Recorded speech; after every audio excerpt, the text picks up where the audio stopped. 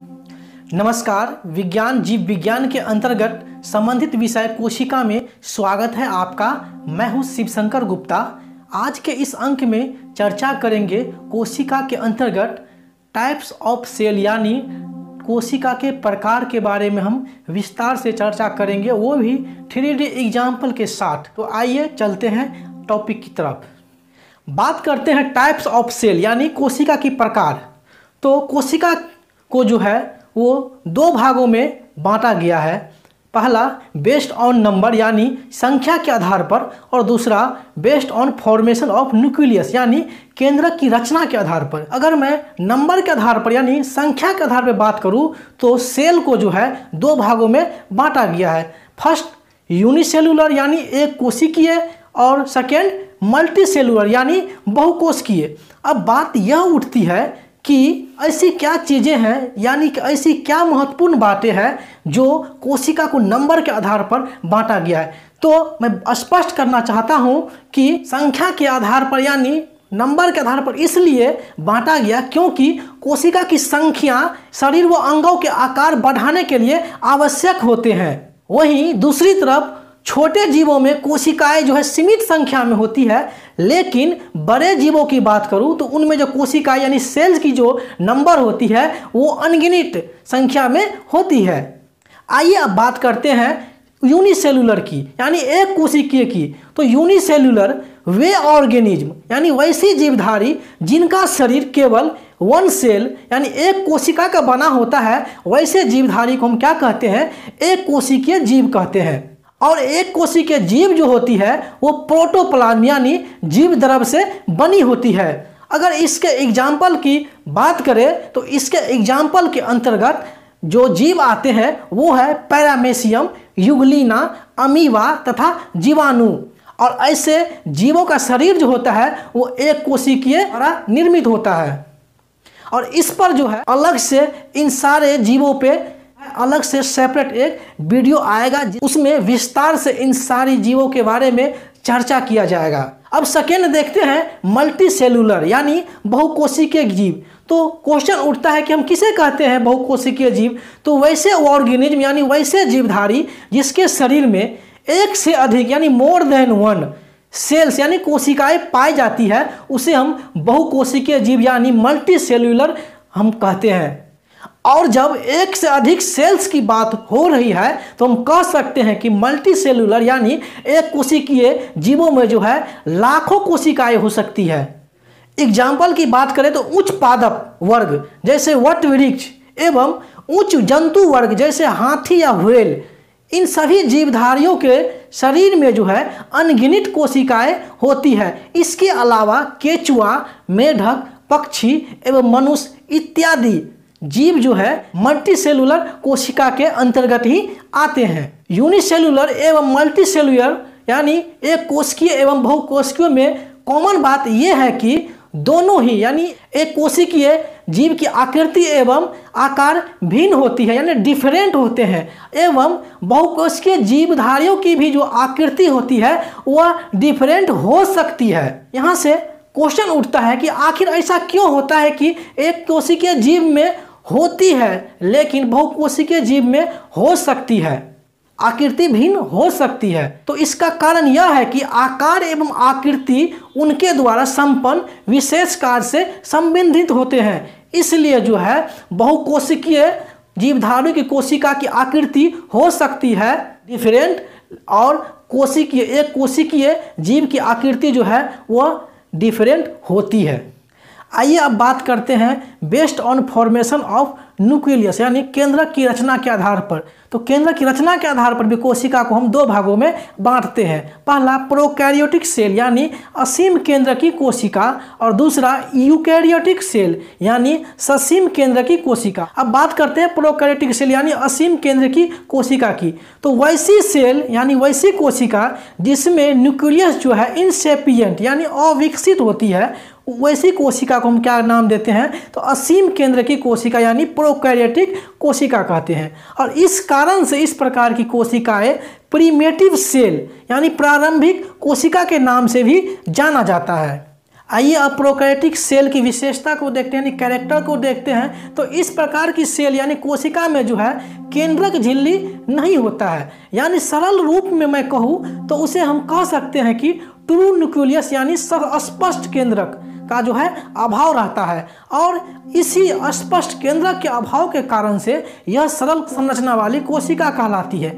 अब दूसरी विशेषता क्या है, तो दूसरी विशेषता यह है कि इन कोशिकाओं में हिस्टोन प्रोटीन नहीं पाया जाता है, जिसके कारण क्रोमेटिन जो है वह नहीं बन पाता है। केवल कोशिका में हिस्टोन रहित दो कड़ी वाले जेनेटिक मटेरियल यानी अनुवांशिक पदार्थ अर्थात हम कहें तो डीएनए द्वारा निर्मित क्रोमोसोम यानी गुणसूत्र जो है किस रूप में पाया जाता है, तो कोशिका द्रव के रूप में यानी साइटोप्लाज्म के रूप में पाया जाता है, और उसे हम क्या कहते हैं, तो न्यूक्लियर कहते हैं। अब बात करते हैं कि न्यूक्लियर के अंदर क्या रहता है और न्यूक्लियर के बाहर क्या रहता है। तो न्यूक्लियर के अंदर में जो है गोलाकार बड़ा जीनोमिक डीएनए रहता है, लेकिन उसके बाहर में जो है गोलाकार छोटा जीनोमिक डीएनए रहता है, और छोटा जीनोमिक डीएनए जो रहता है उसे हम क्या कहते हैं, तो उसे हम प्लाज्मिक कहते हैं।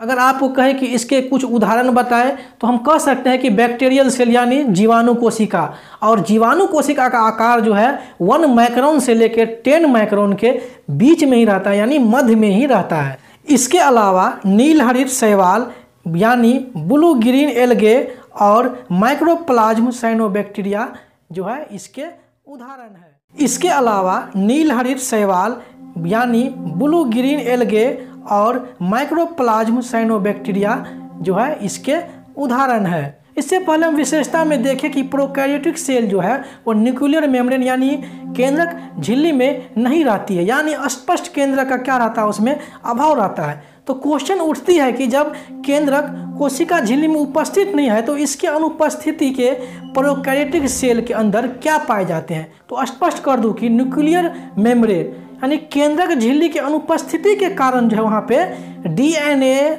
आरएनए और प्रोटीन पाए जाते हैं, और ये तीनों डीएनए, आरएनए और प्रोटीन तीनों कोशिका द्रव्य में रहते हैं, और कोशिका द्रव्य में राइबोसोम के कण उपस्थित रहते हैं और कोशिकांग का उसमें क्या रहता है, तो अभाव रहता है। अब बात करते हैं जीवाणु की कोशिका भित्ति के अभिरंजन में होने वाली अंतर के आधार पर यानी ग्रीन स्ट्रेन के आधार पर प्रोकैरियोटिक सेल को जो है कितने भागों में बांटा गया है। तो इसके आधार पर जो प्रोकैरियोटिक सेल को 2 टाइप से यानी 2 भागों में बांटा गया है। फर्स्ट जो है वो है ग्राम पॉजिटिव बैक्टीरियल और सेकेंड जो है वो है ग्राम निगेटिव बैक्टीरियल। अब बात करते हैं कि ग्राम पॉजिटिव बैक्टीरियल यानी ग्राम पॉजिटिव जीवाणु जो है इसकी खास बात क्या है। इसकी खास बात यह है कि ये जो बैक्टीरियल है वो ग्राम अभिरंजन यानी ग्रीन स्ट्रेन को ग्रहण कर बैगनी रंग बनाए रखते हैं। अब बात करते हैं ग्राम निगेटिव बैक्टीरियल यानी ग्राम निगेटिव जीवाणु की। तो इसकी खास बात यह है कि ये जो जीवाणु है इन जीवाणु में बैगनी रंग पूर्ण रूप से घुल जाता है, और दूसरी बात यह है कि इसके कोशिका में अंगकों जैसे गोल्जी का, माइटोकॉन्ड्रिया, अंतःप्रद्रव्य जालिका जो है वो नहीं पाए जाते हैं। इसमें एक विशिष्ट संरचना मोनोसोम पाई जाती है जो कोशिका भित्ति के निर्माण में क्या करती है, मदद करती है। और ग्राम निगेटिव बैक्टीरियल के कोशिका द्रव में जो है 70S टाइप्स के जो है राइबोसोम पाए जाते हैं, और वे राइबोसोम जो है प्रोटीन संश्लेषण में क्या करते हैं, भाग लेते हैं। आइए अब बात करते हैं यूकैरियोटिक सेल यानी ससीम केंद्र की कोशिका। अब ससीम केंद्र की कोशिका है क्या, तो वैसी सेल यानी वैसी कोशिका जिसमें न्यूक्लियस यानी केंद्रक वेल डेवलप्ड यानी पूर्ण विकसित या सुव्यवस्थित पाई जाती है, उसे हम क्या कहते हैं, ससीम केंद्र की क्या कहते हैं, कोशिका कहते हैं। तो समझ गए उसमें क्या था इससे पहले प्रोकैरियोटिक सेल में, तो जिसमें डेवलप नहीं थी उसे हम क्या कहते थे, प्रोकैरियोटिक। लेकिन इसमें क्या है, यूकैरियोटिक में, तो इसमें वेल डेवलप्ड है यानी पूर्ण तरह से विकसित है, तो इस तरह की कोशिका को हम क्या कहते हैं, यूकैरियोटिक। अगर आपको प्रोकैरियोटिक पता है तो इसमें कुछ नहीं करना है, बस चेंज करना है, उसको है अपोजिट करना है, तो ऑटोमेटिक जो है आपको ये याद रहेगा। अब बात करते हैं कि यूकैरियोटिक सेल यानी ससीम केंद्र की कोशिका की खास विशेषता क्या है, यानी खास बात क्या है। तो इस तरह की कोशिका उच्च पौधे एवं जंतु में पाई जाती है। किसमें पाई जाती है, तो उच्च पौधे एवं जंतु में पाई जाती है।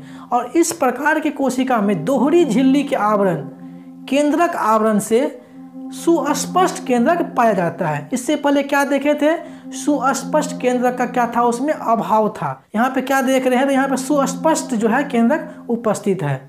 और इसके आकार की बात करें तो ये तो बड़ा है, लेकिन प्रोकैरियोटिक में हम क्या देखे थे कि इसका आकार जो है 1 माइक्रोन से 10 माइक्रोन के आसपास ही होती थी। और खास बात यह है कि इसमें झिल्ली युक्त कोशिकांग पाए जाते हैं। उसमें क्या होता था, प्रोकैरियोटिक में कोशिकांग नहीं पाए जाते थे, इसके बदले में क्या पाया जाता था, RNA, DNA और प्रोटीन पाया जाता था। अब इसका अगला खास बात यह है कि क्रोमोसोम यानी गुणसूत्र की संख्या जो है इसमें क्या है, अधिक है। और इसके केंद्रक में DNA व हिस्टोन प्रोटीन के संयुक्त होने से बनी क्रोमेटिन तथा इसके अलावा क्या होते हैं, केंद्रिका होते हैं। और इस प्रकार की कोशिका विषाणु यानी वायरस, जीवाणु यानी बैक्टीरियल, नील हरित शैवाल छोड़कर सभी पौधे, जंतु जो इस तरह की कोशिका के अंतर्गत आ जाते हैं, यानी यूकैरियोटिक सेल के अंतर्गत जो है आ जाते हैं। किसको छोड़ के, तो विषाणु यानी वायरस, बैक्टीरियल यानी जीवाणु और नील हरित शैवाल पौधे एवं जंतु को छोड़ के। और इसके अंतर्गत ही हम आगे कोशिका का जो है और चैप्टर पढ़ेंगे, क्योंकि इसके अंतर्गत ही कोशिका की संरचना या संगठक का जो है हम अध्ययन करेंगे, जो कि अगले एपिसोड में हम चर्चा करेंगे। और अलग अलग टॉपिक यानी अलग अलग विभाजित करके, क्योंकि उसका जो टॉपिक है वहाँ से जो है प्रत्येक एग्जाम में जो है क्वेश्चन आते रहते हैं। आखिर यूकैरियोटिक सेल के अंतर्गत ही हम क्यों अध्ययन करते हैं कोशिका संरचना का, प्रोकैरियोटिक सेल के अंतर्गत क्यों नहीं करते हैं, क्योंकि वे सूक्ष्म होते हैं और ये इसका आकार जो है बड़ा होता है। प्रोकैरियोटिक सेल 1 माइक्रोन से 10 माइक्रोन के आसपास होते हैं, लेकिन इसकी संरचना अधिक होती है। तो इसलिए जो हम क्या करते हैं, इसके अंगकों को, जो मनुष्य के जो अंगक है, चाहे पेड़ पौधे जितने भी जीवधारी है, वे सारे जो किसके अंतर्गत आते हैं, तो यूकैरियोटिक के ही अंतर्गत आते हैं। और इसी के कारण जो है हम क्या करते हैं, इसका अध्ययन करते हैं, कोशिका की संरचना की। तो आप वीडियो देख रहे हैं लेकिन अभी तक सब्सक्राइब नहीं किए हैं, तो चैनल को सब्सक्राइब कर लीजिए, हो सके तो शेयर कर दीजिए। धन्यवाद।